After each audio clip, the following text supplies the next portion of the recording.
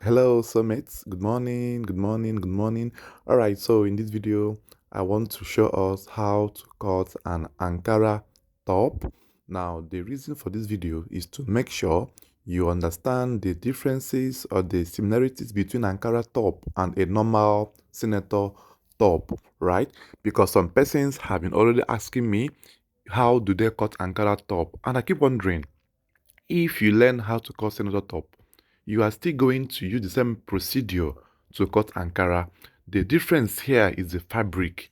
Every other process remains the same, right? And also note that you're in Ankara, you don't need to make much designs. Little design will be enough because already the fabric is already fanciful. So you don't need to stress yourself to put so much designs. Little design will be ideal as long as you are making a nice quality Ankara fabric. So here I have my baseline marked out and also mark my 4 inches and then apply your top length. Then you draw the line here. Now this line will serve you for the shoulder line, right? Now after that, you also go through the same process of getting your armhole. Then try to consider if you are making a long sleeve or a short sleeve or a 3/4 sleeve. So now the test I have is 46 inches divided by 4, you have 11.5. Now I told us that if you want to make a long sleeve or 3/4 sleeve, you are meant to minus 1 from the chest measurement over 4. But if you are making a short sleeve, you don't need to deduct any value. You are meant to use the whole answer for your armhole. So here I have marked out my chest measurement and then I have marked out my armhole depth and then I will slope by 2.5, the same process we undergo in our normal senator outfit, right? Then after this, you now apply your chest, extra 2 inches, apply your shoulder by 2 plus extra half an inch, right? So this video is just trying to explain to us that the Ankara cutting and the normal senator top cutting are the same armhole, the same neckline derivations, the same whatever you make on the senator outfit. So just bear in mind that the difference between Ankara and the normal senator outfit is the fabric in question and maybe probably the design, because there are some designs that will not go well on Ankara. Maybe all these too much designs, material. Yeah, but on our normal senator outfit, you are going to use your design whatever you have to design the outfit. So now I have got to my armhole, then came in by 1.5 from the center of the armhole slanting, and then after this, now the next thing I'm going to do now is to apply my neck. So which the formula for the neck still remains. When you have a neckline of whatever value you have, divide by 6, right? Then deduct 0.3 from the answer, then mark the answer for the width, then add half to that to get your depth, right? So this is how you do your both neckline for your senator outfit and for the what's it called, the normal Ankara outfit. Then after that, you connect the lines as shown, and then you draw all through this way. You draw all through this way. Make sure the lines are properly connected, right? Then once you are done with this, you are going to cut out the front panel. You also start cutting the back, then raise the back inch by 3 inches by 2.5 if you had used to and have to slant the front panel. Then after that, now you fine tune the necklines, the armhole area, then cut your sleeve, the normal sleeve you use in our normal senator outfit. Now don't forget that I have a video on how to cut a sleeve, so you can still go through my previous videos on how to do all of this. Just search through my YouTube channel and make sure you watch the videos as often times as you can in order to enable you master it very well. Now, some of us have learned a lot from my YouTube channel, and then for some of us whom are yet new or who are yet learning, just stay tuned on this channel. Make sure you subscribe to my channel, comment, and also give me a thumbs up so that you also be notified when I make or post new videos, right? So now trying to cut out the lines, and then this fabric I have here, I have a two fabric together, cutting them at once because it's one person that owns the boat. So I'm trying to mark the chest line and that on that area to make sure the lines connections are straight. Don't forget that as well, you need to include the 2 inches on the armhole for you to have a straight line at the sides. So I'm trying to cross-check the lines, and that is what I'm doing right here. So guys, so you haven't seen this video, and I think some of us as well are scared on the whole factor of sewing, trying to meet up with demands, trying to get customers, and also trying to be the best fashion designer they can be. Now, there are some kind of pressure that comes with being a fashion designer, right? Because you tend to have a lot of, will I say, challenges that you are facing, both natural ones and unnatural challenges. Now, finance is one of them, which you struggle on how you can get money to invest in your business. You struggle on how to develop your business, struggle on how to get money from machines, sewing accessories, and a whole lot of stuff you need to do as a fashion designer. But then the answer is you are not meant to do all of these things at once, right? You are meant to take them gradually, step by step. You are not meant to carry the whole project at once, renting a new apartment, renting a new shop, getting machines, all these things will run into millions of naira for some of us whom are in Nigeria, or run into millions of naira, millions of your currency.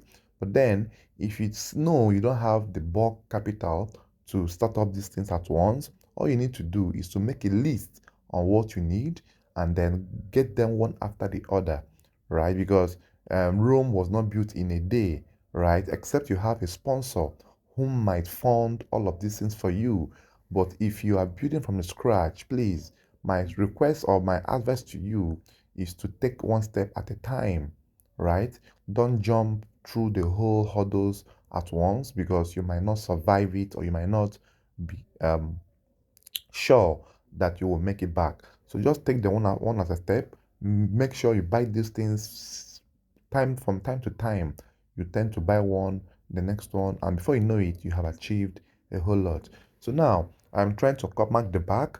So I'm trying to iron out the rumples, making sure that the rumples are being ironed out properly, and then make sure that if the Ankara had pattern, I would have considered the pattern, but because it has a random pattern, meaning anywhere can go, so I have to iron out all these things this way, and then I make sure everything is properly arranged and you know positioned properly. So now after this, now the next to do is to place the front panel on the back area, and then make sure you raise the shoulder area by 3 inches on the neckline, and then 2.5 on the shoulder line, and then make sure you have your Ankara to be longer by 1 inch on the downside of the Ankara.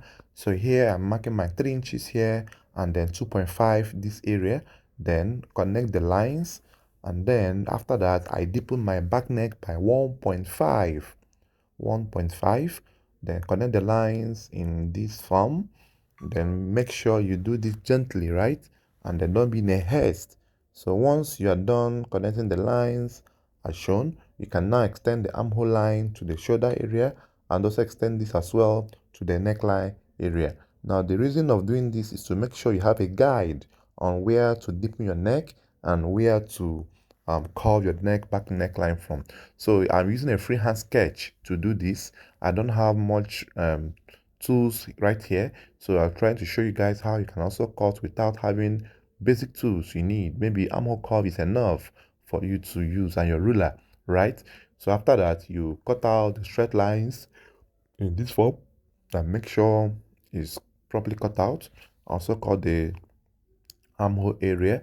Now in some cases, some persons might tell you to make the front armhole to be a bit smaller than the back armhole. Whichever one, it still works, it's still very much okay, right? If you want to have your armhole of the front to be ½ inch smaller than the back, it's perfect, it's okay, it works, right? If you still cut them together, it's very much okay, as long as you do not over trim, as long as you do not trim it excessively, right? And make sure you follow the process I are seeing here, so that you don't have any trouble or any problem while drafting yours. So here I am cutting the back down area, the back panel area to be 1 inch longer than the front. Then make sure you cut the sides to be equal. Then after this now, look at what I will do. I will fold the back panel to come in front. Now the folding will be 2 inches or 2.5 inches folding, right? Then after that, I'll make sure I trim the shoulder region. Now this trimming is to make sure that the both shoulders are aligning, and then also I also trim the neck area if there is any excesses that is protruding. Then after that, I'm trying to now bring the fabric which I will use to draft my sleeve. Now we are making a 3/4 sleeve, right? Now this sleeve will be gotten from, then I fold this way. Now the guide to my folding is my customer's bicep measurement divided by 2 plus extra 4 inches. And with the bicep I have is round sleeve of 15, right? So by 2 is 7.5, then plus extra 4 inches, making it to be 11.5, right? So after that, now the next to do here is iron out the fabric. Make sure you properly iron it out. Now ironing is part of your success story. You need to iron out almost every step you are taking, right? You must iron out every step you are taking so that the fabric will be firm and smooth enough to allow you have your markings properly done. Don't draft on a rumpled fabric, right? So you iron out all of this, iron out all of this, iron out all of this, and then after this now, the next to do is to bring out your ruler, mark out your baseline. Make sure you mark out baselines, very important, right? Mark out baselines, half inch or 1 inch mark out is very much okay. And then the sleeve length I want to have is 17. Then I'm trying to measure my round sleeve this way, and then extra 4 inches is very much okay for me. Then I'm trying to check the folding if it's very much okay as well. The round sleeve, the sleeve length I have is 17 sleeve length. Then I am going to put turn up on the sleeve, which I want to have a 3 inches turn up. Then I will minus 3 inches from the 17, which I happen to have 14.